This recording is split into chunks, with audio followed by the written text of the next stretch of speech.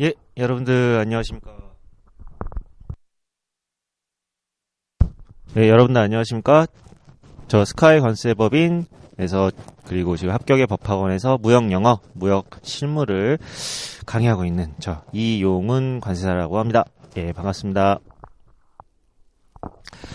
네, 여러분들 일단 오랜만에 찾아뵙게 됐습니다. 예, 오랜만에 찾아뵙게 됐고, 오늘은 일단 첫 번째로 CISG 관련해가지고 이제 여러분들 무역실무에서 어떻게 보면 3대 협약 중에 이제 가장 큰 범위도 많죠. 범위도 많고 양도 많기 때문에 여러분들이 좀 공부하시는데 어떤 방식으로 좀 공부하시면은 조금 더 이 무역실무 같은 경우에는 굉장히 많잖아요. 범위가 많기 때문에 어떻게 해서 이거를 더 효율적으로 줄여나가면서 공부를 하셔야 되는 그런 부분이 있습니다. 그렇기 때문에 기존에 여러분들 공부하셨던 방식과는 조금 차별성 있게끔 어떤 방식으로 공부를 해야 우리 2차 특히 지금 시험 문제 유형이 바뀌었죠. 시험 문제 유형이 바뀌었기 때문에 거기에 더 초점을 맞춰가지고 기존 방식과 지금 나오는 방식을 두루두루 다 여러분들이 커버할 수 있는 그런 공부 방식으로 공부를 하셔야 되고, 최근에 또 되게 말이 많습니다. 또 저희 추가 합격이 이제 좀 많이 나왔죠. 추가 합격하신 분들 일단 축하드리고, 이게 뭐 하여튼 여러 가지 논란이 있어가지고 제가 좀 공개적인 자리이기 때문에 그런 부분은 나중에 또 기회 있으면은 말씀을 드릴 수 있도록 하겠습니다. 자, 일단 오늘 CISG 관련해가지고 전체적으로 아주 세부적인 내용들을 지금 이 유튜브 강의 속에서 담아내기는 좀 힘들 것 같아요. 그 담아내는 거는 이제 그런 세부적인 내용들은 여러분들이 이제 공부를 하셔야 되는 부분이고, CISG가 이제 1조부터 최소 88조까지 여러분들이 공부를 하셔야 되거든요. 근데 88조까지 공부를 하는 과정에서 어떤 방식으로 이거를 내가 1조 공부하고 2조 공부하고 3조 공부하고 그냥 1조부터 88조까지 그냥 아무 그냥 뭐 테마나 이런 흐름 생각 없이 여러분들 공부하시면 머릿속에 남는 게 별로 없어요. 머릿속에 별로 남는 게 없고, 저도 그렇게 공부를 해봤는데 시간이 굉장히 많이 듭니다. 시간도 굉장히 많이 들고 끊어가지고 공부를 하셔야 돼요. 테마별로 여러분들이 공부를 하셔야지. 지금 우리 무역실무가 다들 어려워하는 가장 큰 이유 중에 하나가 공부는 하기는 했는데 뭘 써야 될지 그리고 뭘 어떻게 서술해야 될지 감이 안 온다. 이런 되게 상담을 많이들 하세요. 그 감이 왜 안 오냐? 기존 방식대로 공부하셨기 때문에 감이 안 오는 것도 있고, 막연하게 그냥 내가 여기서부터 여기까지 공부를 해야지 그냥 이런 생각으로만 공부를 하시기 때문에 안 되시는 겁니다. 무조건 테마별로 끊어가지고 CISG도 굉장히 많은 테마들이 있습니다. 그 테마로 나눠가지고 공부를 하셔야지만 여러분들이 CISG뿐만 아니라 다른 협약들, 규칙들도 다 정복할 수가 있다라고 다시 한번 자신 있게 말씀드리겠습니다. 자, 일단 CISG 보시면은 지금 글씨가 좀 조그말 것 같긴 한데 그래도 좀 잘 집중해서 따라와 주셨으면 좋겠습니다. 일단 우리가 이제 무역실무 공부를 하실 건데, 무역실무 공부를 하시면은 여태까지 어디에서 기출이 됐는지는 여러분들 머릿속에 다 있으셔야 돼요. 자, 그래서 기출풀이가 중요합니다. 굉장히 중요해요. 기출풀이 여기서 나왔었네, 이런 문제가 나왔었네 라고 그냥 넘어가시면 안 되고, 기출풀이를 통해 가지고 여러분들이 문제들이 이런 식으로 출제가 됐었고 어디에서 나왔고 어디에서 나왔는지 향방을 다 알고 계셔야지 내가 올해 시험에 아니면 내년 시험에 이 파트에서 나올 가능성, 확률이 높구나. 자, 이런 것들을 여러분들이 캐치를 하실 수가 있고, 그에 따라서 또 효율성 있게 공부량을 줄여가시면서 하실 수 있는 그러한 방법을 말씀을 드리도록 하겠습니다.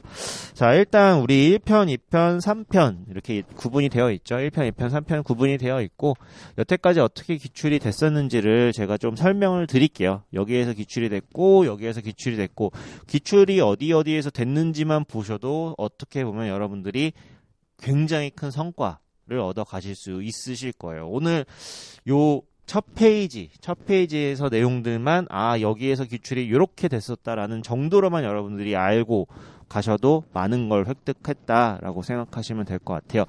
자, 일단 우리 CISG가 이제 발효가 된 다음에 처음 기출된 게 2005년도입니다. 2005년도에 적용 범위에서 나왔어요.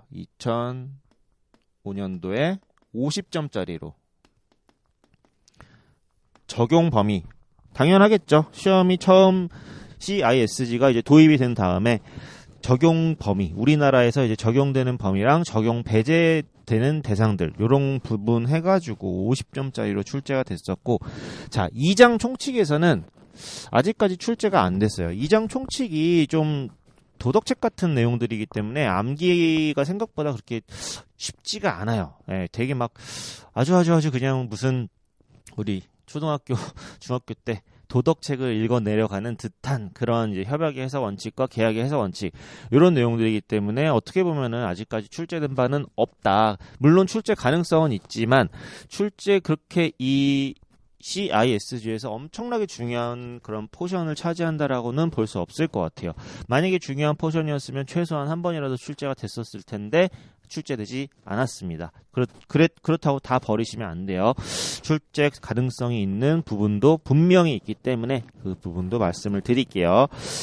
자, 그 다음에 이제 2편 14주부터 24주죠. 승낙이랑 청약이랑 승낙 파트라고 보시면 돼요.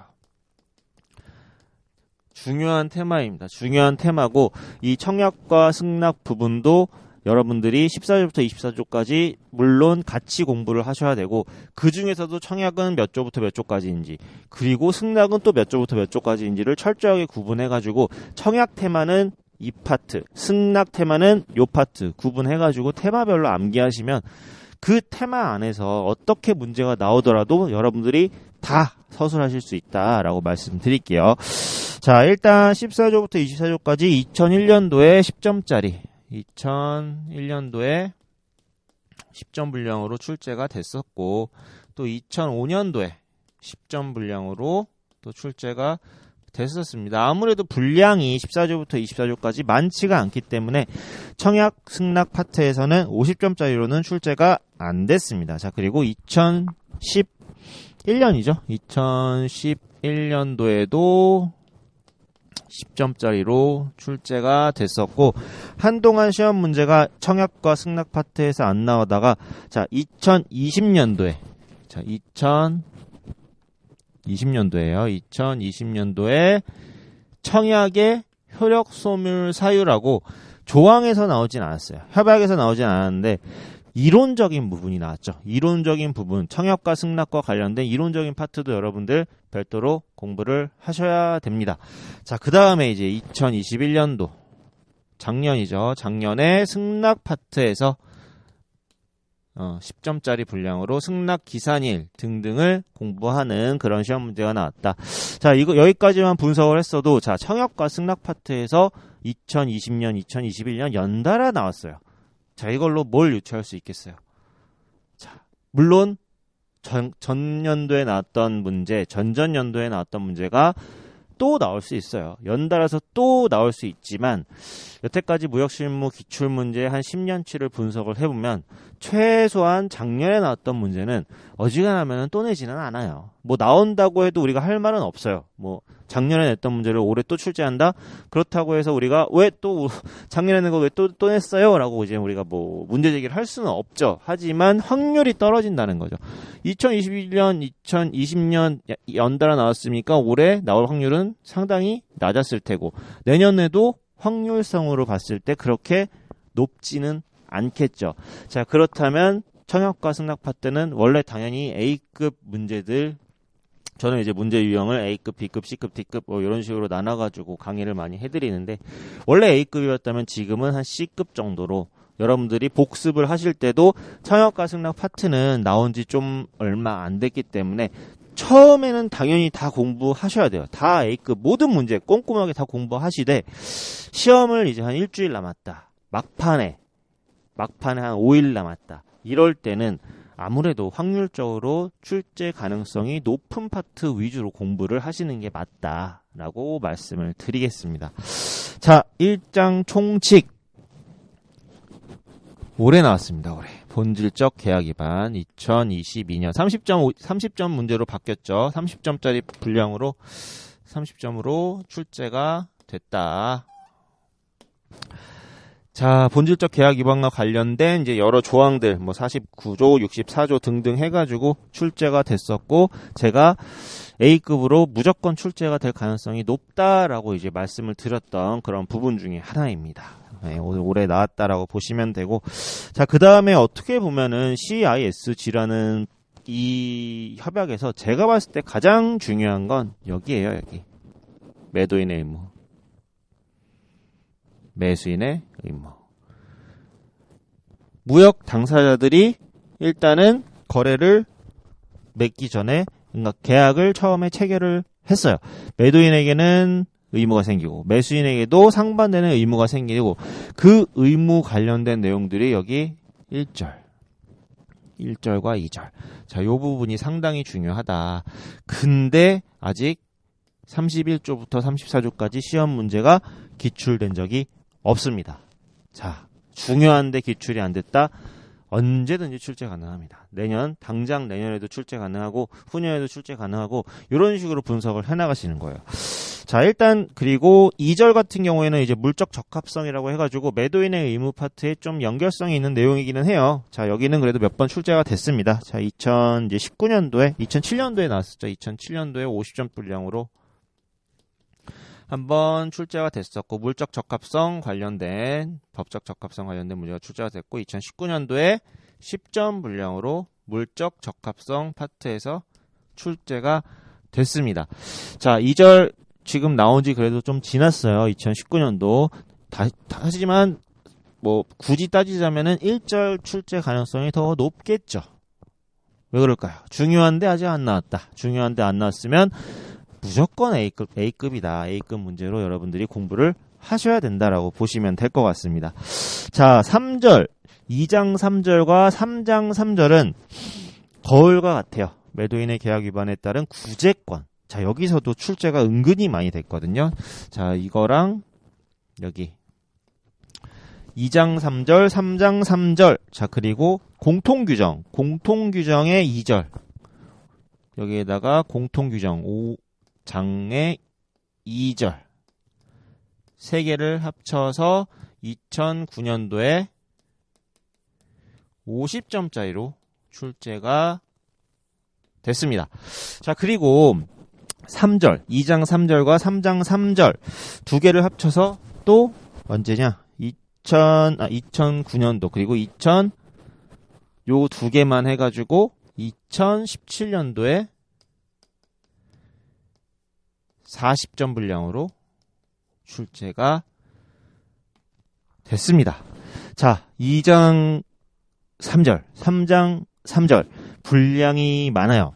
50점, 40점 분량으로도 나올 수 있고 더 많은 분량은 이제 안 나오죠. 나올 수가 없죠, 지금은. 근데 30점 분량으로 앞으로 30점 분량으로 두 개의 문제를 합쳐가지고 여러분들이 서술하는 문제가 나올 가능성이 있다. 왜냐? 2017년도에 나왔고 지금 이미 5년 지났습니다. 구제권 파트도 중요한 부분이에요. 중요한 부분이기 때문에 좀 꼼꼼하게 공부를 하셔야 되고 하지만 어떻게 공부를 해야지 이 두 개를 내가 효율적으로 공부를 할 수 있는지 그거는 강론으로 들어가서 다시 한번 말씀을 드리겠습니다.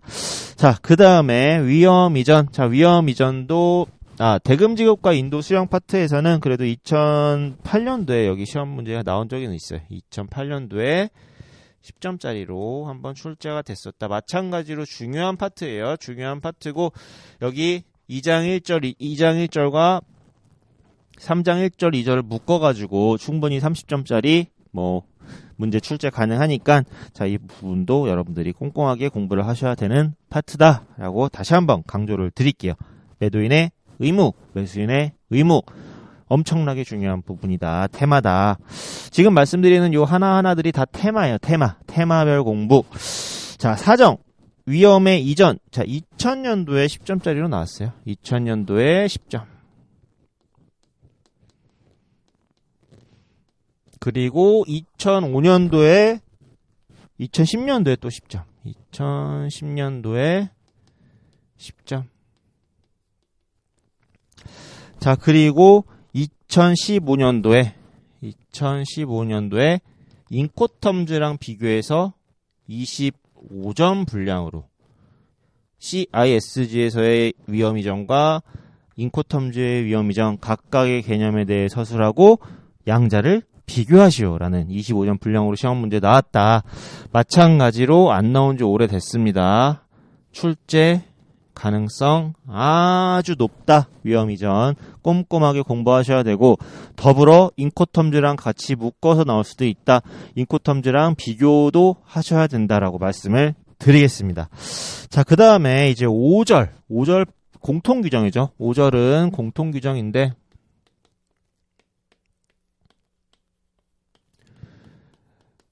자, 공통규정 중에 이게 내려가도 필기 좀 여기 있는 건 좀 신경 쓰지 마시고 자, 여기만 보실게요. 5절. 자, 1절 5절 같은 경우에는 각 절별로 나눠가지고 공부를 하셔야 돼요. 각 절별로 하나의 테마다. 총 몇 개의 테마가 나온다? 6개의 테마가 나온다. 이 중에서 2자는 10점짜리로 나오기가 좀 그래요. 왜냐면 2자는 조항이 딸랑 하나밖에 없죠. 78조밖에 없기 때문에 나오기가 그런데 나머지는 다 10점짜리로 출제가 가능합니다. 자, 1절 같은 경우에 2018년도에 10점짜리로 나왔다. 공통 규정에서도 한번 나왔던 애들보다는 안 나온 파트에서 만약에 여러분들이 출제위원으로 들어갔다고 생각을 해보세요. 당연히 안 나온 파트에서 낼 가능성이 높겠죠. 자, 2절. 아까 2009년도에 10점짜리로 10점짜리는 아니고 다른 문제와 섞여가지고 10점 분량으로 나왔다라고 말씀을 드렸죠. 3, 4, 5절 기출된 적이 없습니다.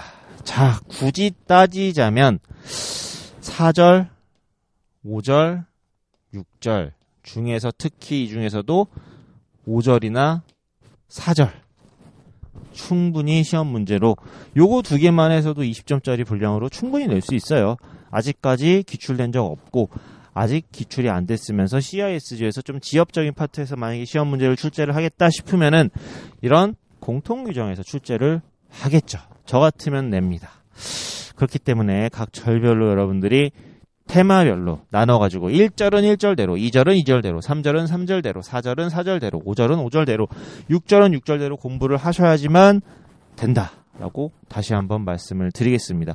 자, 그래서 CISG 공부하실 때 이렇게 크게 테마로 다 구분해서 공부를 하셔야 돼요. 테마로 구분을 해서 공부를 하셔야지만 여러분들이 이게 나중에 내가 어디서부터 어디까지 공부를 했고 어디서부터 어디까지 시험 문제 나왔을 때 쓸 수 있을지 그런 것들이 파악이 되기 때문에 철저하게 여러분들이 그냥 아무 생각 없이 1조부터 88조까지 쭉 그냥 넘어가시면서 공부하시면은 머릿속에 남는 게 별로 없고 뭘 써야 될지 모르겠다라는 말이 나올 수밖에 없습니다. 자, 그래서 테마별로 공부를 하셔라라는 말씀을 다시 한번 강조를 드리고 이제 강론으로 좀 들어가 볼게요. 강론으로 좀 들어가가지고 자, 지금 여기 보시면은 CISG를 기준으로 다음의 사항에 대하여 서술하시오라는 지금 문제가 있습니다.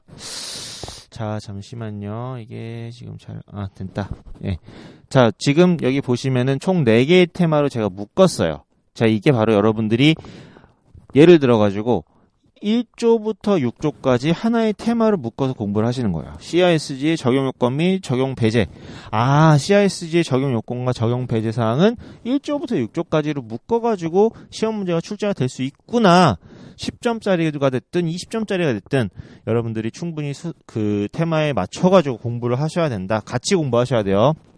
얘도 마찬가지. 7조부터 9조까지도 해석 원칙 및 해석 기준이 하나의 테마로 묶일 수가 있구나. 그러면 여러분들 공부하실 때 당연히 7조부터 9조까지 묶어서 공부하시는 거죠. 아까 말씀드린 매도인의 임무, 매수인의 임무. 얘는 특 A급입니다. 특 A. 특 A는 정말 중요하다. 같이 공부하셔야 돼요. 같이.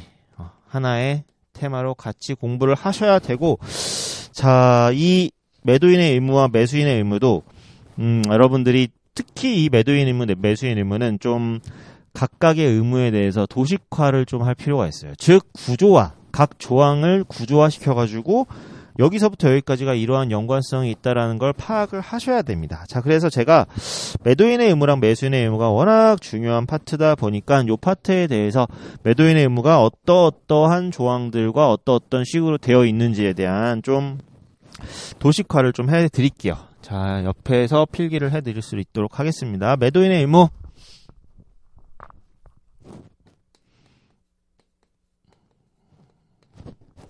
잠시만요. 자, 매도인의 의무.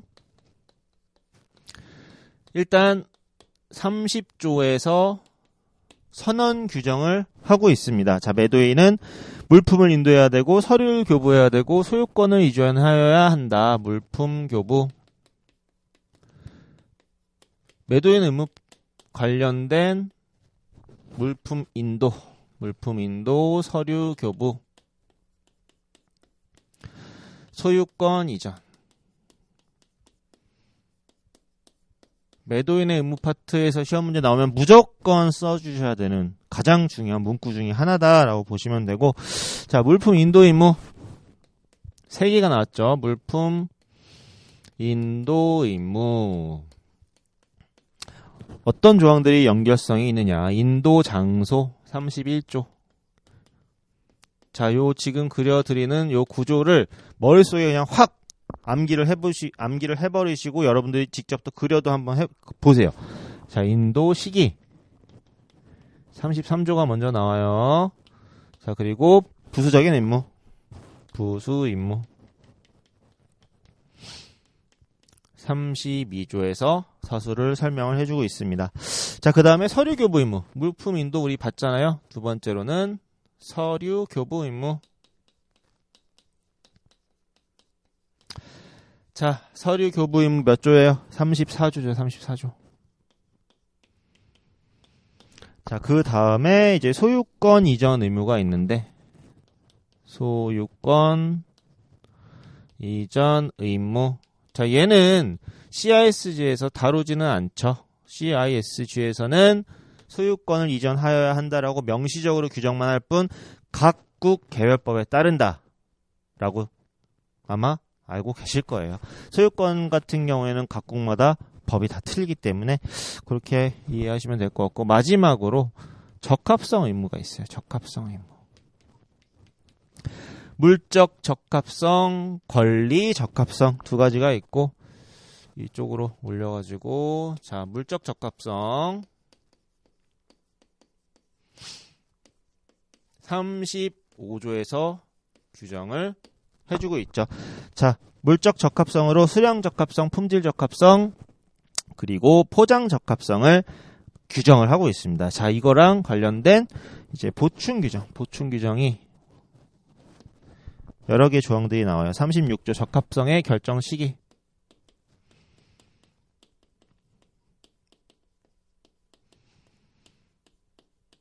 자, 36조. 자, 또 뭐가 나오냐? 자, 물품의 하자 보안권. 자, 물품의 하자 보안권이라는 조항이 37조. 그래서 여러분들이 보실 수 있고, 자, 그 다음 물품 검사.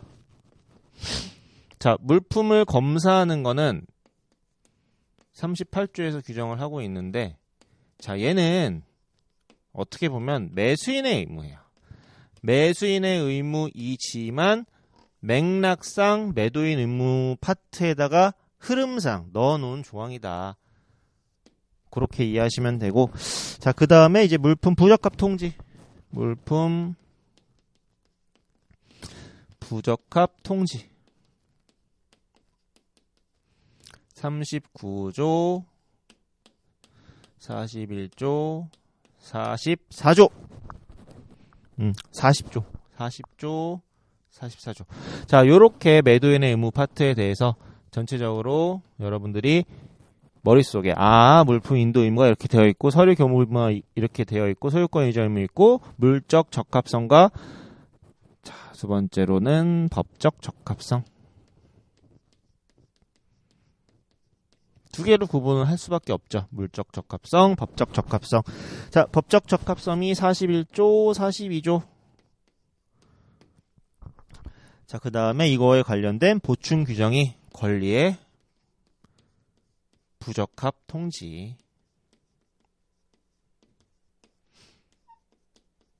얘가 43조, 44조. 요렇게 규정을 하고 있다라고 이해하시면 될 것 같아요.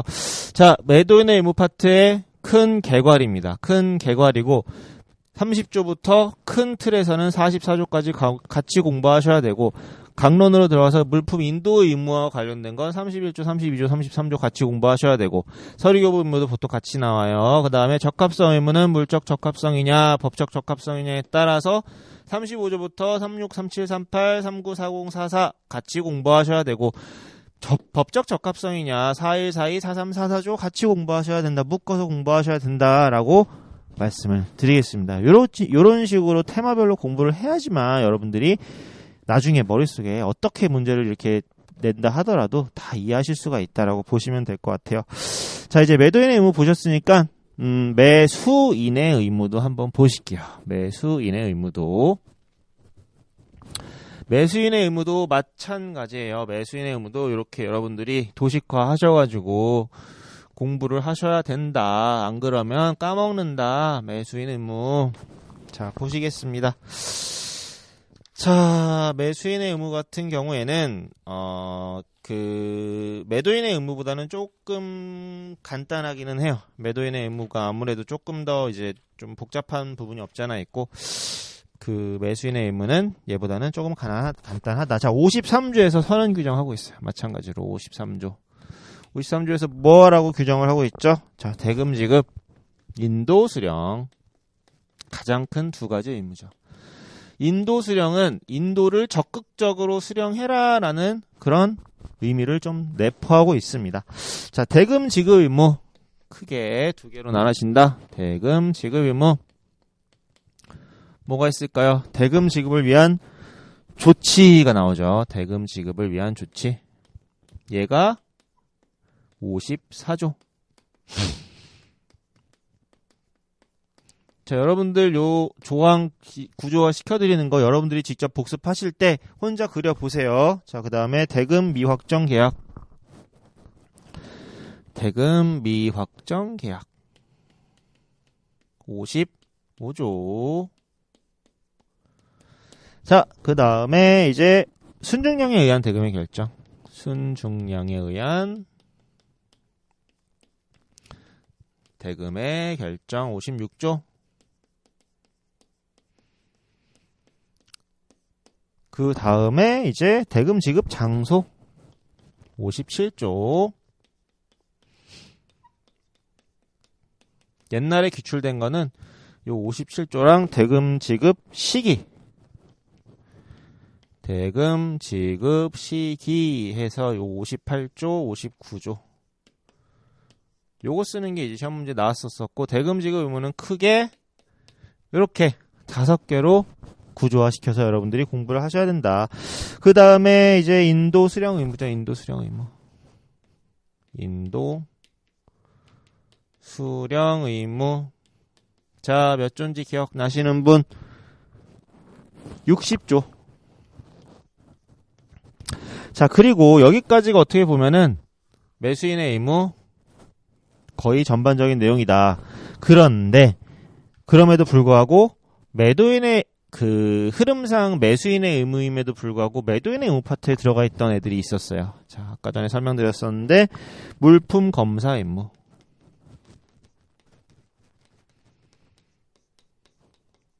얘가 몇 조였죠 아까? 38조. 자, 그 다음에 마지막으로 부적합 통지 의무. 얘도 매수인의 의무인데 부적합을 통지하는 건 당연히 물품에 대한 적합성이 떨어지면은 부적합 통지를 하는 거죠. 자, 물품 부적합 통지 의무. 법적 그 권리의 부적합 통지 의무.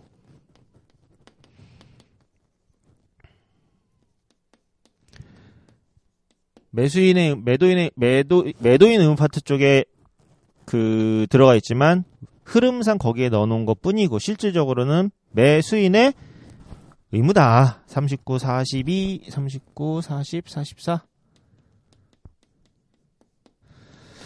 권리는 43, 44다. 자, 그래서 얘도 마찬가지로 매도인의 의무와 매수인의 의무 여러분들이 머릿속에 팍 하고 이 그림을 자연스럽게 여러분들이 떠올리셔야 된다라고 다시 한번 강조를 드릴게요. CISG에서 요 두 개가 제일 중요한 그 파트 중에 하나다라고 이해하시고 넘어가시면 될 것 같습니다. 자, 그래서 강론으로 들어가서 매도인의 의무, 매수인의 의무 요거 두 개 같이 공부하셔야 된다. 같이 공부하셔야 되고 상당히 중요한 파트다라고 다시 한번 강조를 드릴게요. 우리 뭐 세세한 내용들은 그렇게 지금 여기서 다 뭐 설명드릴 수는 없는 부분이 있기 때문에 일단 넘어가도록 하겠습니다. 자, 그리고 넘어가셔서 관련된 내용들이에요. 관련된 내용들 쭉 넘어가서 매수인의 의무 이런 식으로 정리가 되어 있다. 검사 임무까지 해가지고 자, 두 번째 테마는 조건부 청약입니다. 자, 조건부 청약은 뭐라 그럴까? 좀 계륵과 같은 존재라고 할까? 그러니까 C급이고 조건부 청약이 은근히 그 이론이에요. 철저하게 이론적인 파트고 어느 교수님 책에도 다 들어가 있습니다. 그리고 모의고사 내보면은 잘 못 써요. 그래서 조건부 청약이라는 테마로도 여러분들이 하나 정리를 해놓으셔라. 10점짜리 분량으로. 자, 이 정도로 정리를 해두시면 될 것 같고. 자, 그 다음에 이제 청약과 승낙입니다. 청약과 승낙의 요건. 하나의 테마죠. 청약의 요건 하나의 테마, 승낙의 요건 하나의 테마. 청약의 요건은 우리 규정에 있고 승낙의 요건은 이론적인 내용이다. 교수님들이 써놓은 교재에 이론으로 들어가 있다.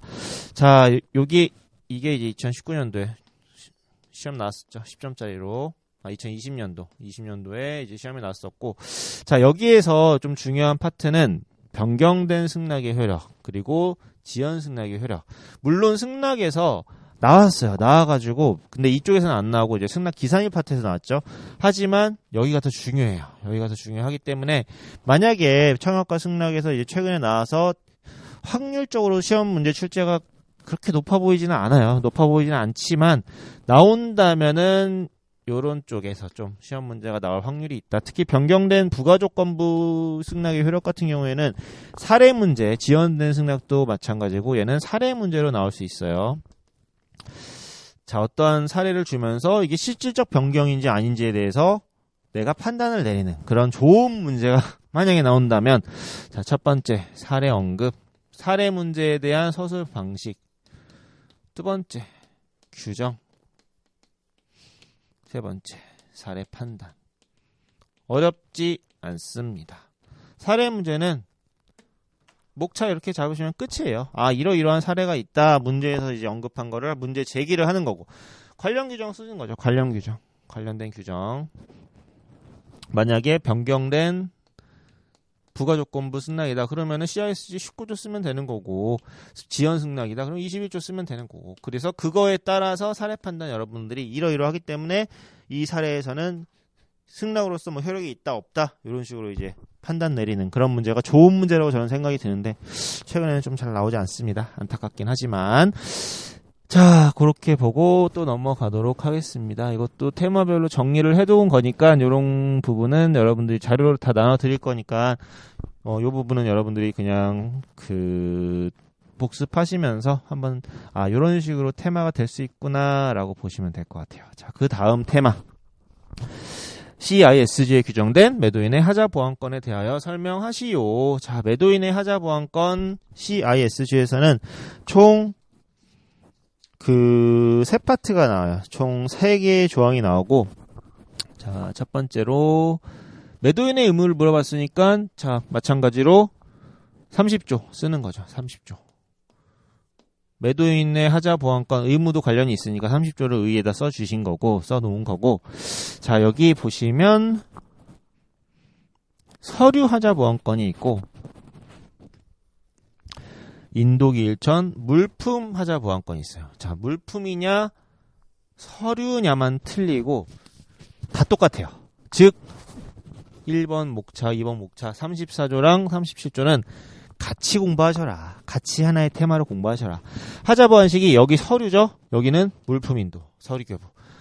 하자보안과 행사 여기 서류, 밑에는 물품 나오고 니은 디귿 다 똑같아요. 완전히 다 똑같고 하나는 서류냐 하나는 물품이냐 그것만 틀리기 때문에 요 34조랑 37조 같이 공부하시는 조항이다 라고 보시면 될 것 같습니다.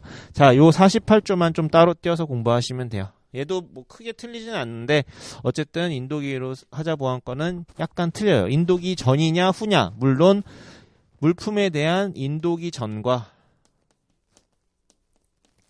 인도기 후에 하자보안권 두 개도 또 하나의 테마로 묶일 수 있으니까 34조, 37조, 48조 34조 그 다음에 37조 48조는 하나의 테마로 비교 분석하시면서 이 두 개를 물어볼 수도 있고 이 두 개를 물어볼 수도 있고 얘네 두 개는 어차피 서류냐 물품이냐만 틀린다. 얘는 서류고 얘는 물품이다. 나머지는 다 똑같다.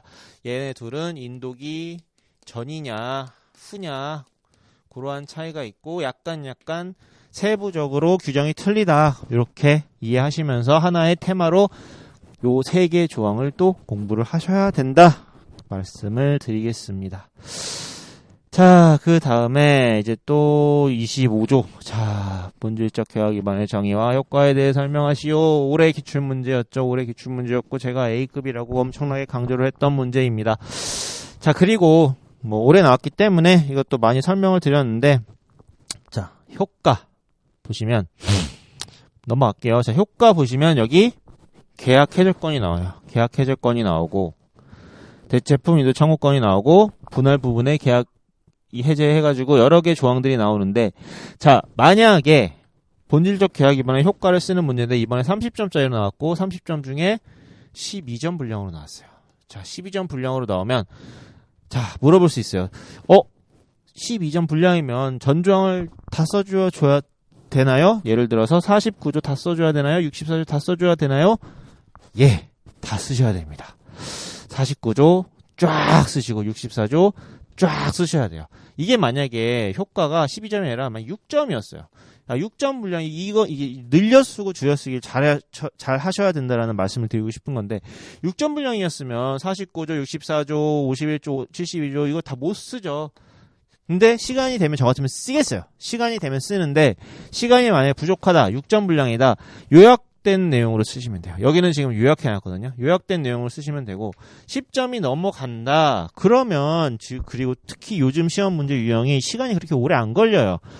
안 걸리면 이왕이면은 차별화된 답안을 여러분들이 보여주기 위해서는 다 쓰는 게 낫겠죠. 다 써가지고 내가 그래도 이만큼 알고 있습니다라는 것을 보여주는 게 좋지 않을까라는 그런 말씀을 드리고 싶어가지고 이 문제를 예시로 들었습니다. 자, 넘어갈게요. 자, 물품의 적합성과 제3자 권리 주장. 자, 물적 적합성과 권리 적합성 두 개가 또 하나의 테마로 묶일 수 있습니다. 아까 매도인의 의무 파트에서 살짝 이제 설명을 드린 부분이고 매도인의 의무랑도 같이 연결성이 있어요. 자, 그렇기 때문에 물적 적합성은 물적 적합성대로 정리하시고 권리 적합성도 권리 적합성대로 정리하시고 두 개 한꺼번에 같이 나올 수도 있으니까 그렇게 공부를 하셔야 되고 매도인의 앞단락에서 배웠던 매도인의 의무랑도 엮일 수가 있으니까 다 같이 연결이 되어 있다라고 공부를 하셔야 될 것 같습니다. 그렇게 테마로 이해하시고 넘어가시겠습니다. 자, 그리고 아까 전에 그 보충 규정 해가지고 했던 그 부분들이 다 나와요. 그 다음에 구제권이죠, 구제권. 자, 구제권 관련해서는 자, 이제 공부를 어떻게 하면은 좀 더 내가 줄여서 할 수 있는가. 자, 여기에서 이제 매도인의 계약 위반에 따른 매수인의 구제권이거든요. 자, 제가 동그라미를 쳐드릴게요. 특정이행 청구권. 자, 그 다음에 추가기간 설정권. 자, 1번, 4번 잘 기억하세요. 그리고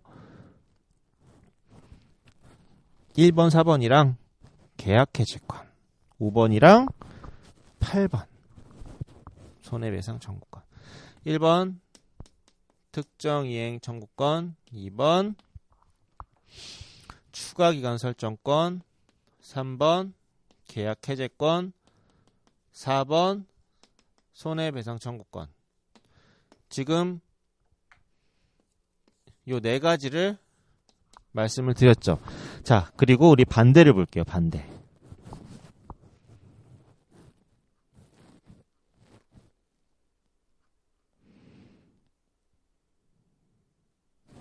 반대예요. 매수인의 계약 위반에 따른 매도인의 구제권이에요. 자, 특정 이행 청구권, 계약 해제, 추가 기간 설정권, 특정 이행 청구권, 추가 기간 설정권, 계약 해제권, 손해배상 청구권. 거의 똑같아요. 거의 똑같아요. 저 같으면 얘는 좀 틀려요. 얘는 좀 틀리죠. 요 계약 해제권은 약간 다르다. 나머지는 거의 똑같아요. 매도인의 계약 위반에 따른 매수인의 구제권이 많고 걔를 중심으로 일단 암기를 하세요. 그 다음에 매도인의 권리구제 방안은 다른 부분만 체크를 하시는 거예요. 다른 부분만 체크하셔가지고 그 파트만 공부하시고 보충하시면 공부량을 훨씬 줄이실 수가 있겠죠. 당연히 물품 명세 지정권 이런 게 중요하고 나머지는 내가 매수인 파트에서 매수인의 권리 구제에서 공부를 했던 내용과 크게 틀리지가 않구나라는 걸 알고 공부를 하셔야지, 비교하셔서 공부를 하셔야지만 헷갈리지도 않고 공부량도 줄일 수 있다라고 말씀을 드리겠습니다. 자, 그 다음에 넘어갈게요. 이제 뭐 하나하나의 세세한 내용을 여기에서 다 설명드릴 수는 없는 거고, 자, 이제 위험 이전. 자, 위험 이전은 위험 이전이라는 테마. 자, 66조부터 70조까지 여러분들이 최대한 원문을 살리셔가지고 마찬가지로 하나의 테마로 공부를 하셔야 됩니다. 그리고 인코텀즈랑도 비교하셔가지고 하나의 테마로 공부를 하셔야 된다. 근데 제가 봤을 때는 이것도 또 머릿속으로 생각을 해보시는 거예요. 30점 분량이구나. 30점 분량이면 비교 문제를 인코텀즈랑 위험 이전 같이 나올 수는 있겠지만 양이 많아요. 상대적으로 비교 문제에 나올 확률은 좀 떨어졌다. 앞으로는. 왜냐? 66조부터 70조까지만 해도 거의 15점, 20점 분량 나오거든요. 물론 분량을 더 줄여갖고 쓰게끔 시험 문제 나올 수 있겠죠. 뭐 이거 15점, 여기 15점. 그래도 양자 쓰는 것만 해도 이 정도 분량이 나오기 때문에 비교까지 하면은 40점, 50점 넘어가요. 그러면 비교를 물론 하셔야 돼요. 비교하셔가지고 비교 포인트도 나중에 잡아 드릴 건데 수업 시간에 우리가 다 잡아 드리는데 그러면 요렇게 따지면 비교 문제까지 나올 확률이 그렇게 높지는 않겠구나라고 또 유추해 볼 수가 있는 거죠. 뭐 100% 맞지는 않지만 이런 식으로 생각은 해볼 수 있는 거죠. 자, 그리고 넘어가시겠습니다. 다음 테마는 자, 이제 거의 공통규정 쪽으로 넘어가고 있고 우리 계약 해제랑 관련해 가지고 또 CISG에서 이러한 테마들이 묶일 수 있어요. 계약 위반 및 계약 해제. 계약 위반, 계약 해제와 관련해가지고 계약 해제권 49조, 64조를 같이 하나의 시험 문제로 출제할 수 있고 자, 요거 71조, 72조, 73조 하나의 테마로 1절이죠. 공부하셔야 됩니다. 자, 71조, 72조 비교를 할 수도 있고 73조는 워낙 중요한 파트이기 때문에 얘는 또 얘대로 또 사례 문제가 출제 가능해요. 사례 문제도 출제 가능하다 이해하시고 계약 해제의 효력 자 얘도 마찬가지로 어떤 1번과 4번을 묶을 수도 있겠죠. 계약 해제권에 대한 내용과 계약이 해제됐을 때의 효력에 대해 서술하시오라는 30점짜리 문제도 충분히 나올 수 있습니다. 20점이든 30점이든. 자, 일단 CISG 최대한 원문 살려서 공부하시고 원문과 좀 유사하게 키워드 중심으로 자 공부를 하셔야 되는데 자, 예를 들어서 이거예요, 이거. 49조를 우리가 키워드 위주로 공부하겠다. 키워드 뭐예요? 본질적 계약 위반. 자, 두 번째 키워드 물품 인도 불이행 끊어주시고 추가 기간 설정권 했는데 안 했거나 인도하지 않았다고 했거나 이런 식으로 문장을 끊어가지고 아니하거나 이렇게 세 문장으로 끊고 키워드 체크 이런 식으로 해서 이 1번 동그라미 1번 2번을 그림처럼 이미지화 시켜가지고 머릿속에 나중에 딱 떠올라야 돼요. 그리고 앞뒤 살은 붙이는 거예요. 뭐 이런 앞부분 계약 또는 이런 게 이제 사족들이죠. 이러한 키워드들이 들어가면은 점수에 아무 지장이 없다. 자, 두 번째도 마찬가지. 여기 한번 보실게요. 자, 여기도 인도지체 키워드, 인도지체 2회 2번. 안후 함정이 같네. 자, 기억력은 디귿. 추가기간 설정권, 인도기로 하자보안권. 각각 이렇게 끊어가지고 암기를 하시기 바라겠습니다. 자, 넘어갈게요. 자세한 내용은 우리 수업 시간에 했었다라고 보시고, 자, 그 다음에 해야제의 효력도 지나서, 자, 공통규정이에요. 공통규정. 아까 말씀드린 것처럼 공통규정 파트는 절별로 공부를 하셔라. 손해배상액 산정 방법, 사례 문제, 출제 가능합니다. 특히 대체거래 시의 손해배상액, 여기 사례 문제 출제 가능하니까 어떻게 내가 요건은 어떻게 되고 이게 어떻게 사례 문제로 출제가 되는지, 자, 계약이 해제가 돼야 되는 게 첫 번째 요건. 함정인 기간 내에 매수인이 대치물을 매수하거나 제명하게 한 경우. 두 번째 요건 두 개에다가 계약대금 A, 계약대금과 대체거래 금액과의 차이, 그 외에 74조에 따른 손해액 B. 이렇게 공부하시는 거예요. 아, 요건이 두 개가 있고 그거에 따라서 A, B를 배상받을 수 있겠구나. 자, 그러면 예시가 대체물을 매수하거나 매각한 경우에 어떤 각각의 예시가 그 사례 문제로 주어질 가능성이 있겠죠. 네, 그런 것들 생각하셔서 공부하셔야 된다. 우리 수업 시간에는 다 사례 다 예시 들어드려요. 매수물 얼마에 뭐 냈고 매도인은 얼마에 재매각을 했고 해가지고 금액까지 산출하는 그런 사례 설명까지 다 해드립니다. 자, 그리고 면책도 하나의 테마로 공부하셔라. 그 다음에 이제 물품 보관 의무. 자, 공통규정의 마지막 파트죠. 마지막 파트가 되어 있고, 자, 85조랑 86조는 거울과 같다. 매도인의 물품 보관 의무냐, 매수인의 물품 보관 의무냐, 거울과 같은 문제다라고 보시면 되고, 얘도 뒤에는 이제 창고 임치 물품 매각까지 해가지고 이제 그 가로 1, 가로 2를 2번 목차, 3번 목차 두 개 묶어서 공부하시는 거죠. 그리고 마찬가지로 85조부터 88조까지 하나의 테마로 이제 여러분들이 공부를 하셔야 되는 그런 부분이 있다라고 말씀을 드리겠습니다. 자, 여기까지 해서 일단 CISG 전반적인 내용을 아주 상세하게 이거를 뭐 하나하나 지금 이 이론적인 부분을 설명을 해드린다기보다는 어떻게 공부를 여러분들이 효율적으로 할 수 있는지 그런 식으로 그런 좀 방식을 좀 찾아가셨으면 좋겠다라는 생각으로 오늘 자리를 마련하였고, 자, 저희 일단 이제 7월 8월 달이 이제 거의 다 가고 있습니다. 7월 8월 달에 어떻게 보면은 지금 저희가 이제 이러한 압축 정리를 하고 있어요. 테마별로 압축 정리를 쭉 하고 있고, 자, 요 CISG 테마별로 공부 한번 해보세요. 해보시면은 이게 어렵지가, 물론 양은 좀 어느 정도 있지만 어떤 방식으로 내가 공부를 해나가야 될지에 대한 감은 확실히 오실 거예요. 자, 인코텀즈 공부 방법 달라요. UCP 공부 방법, UCP는 좀 CISG랑 약간 비슷합니다. 하지만 인코텀즈는 또 완전히 달라요. 이런 식으로 쪼개서 공부하시기에는 너무 분량이 많기 때문에 인코텀즈는 또 다른 방식을 제가 또 나중에 말씀을 드릴게요. 자, 7월 8월 달에 압축이 끝난 다음에 9월 10월 달에 우리 기출풀이 시간이 있거든요.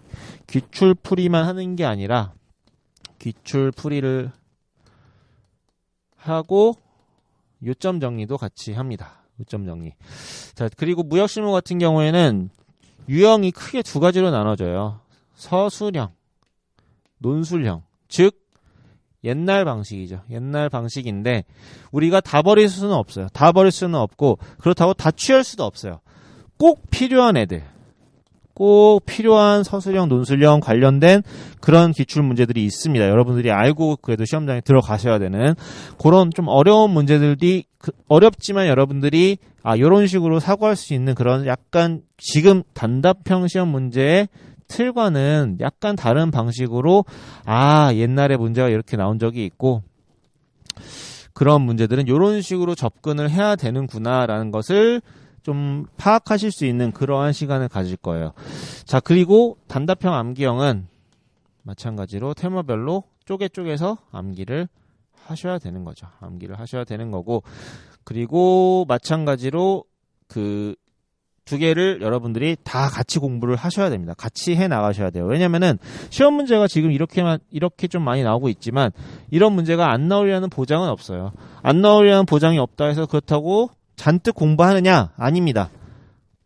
정말 가장 필수적으로 여러분들이 시험장에 꼭 갖고 들어가셔야 되는 그 부분만 공부를 하실 거예요. 그래서 우리가 기출풀이 시간 때는 이렇게 두 가지로 크게 나눠가지고 공부를 하실 거다라고 이해를 하시면 될 것 같습니다.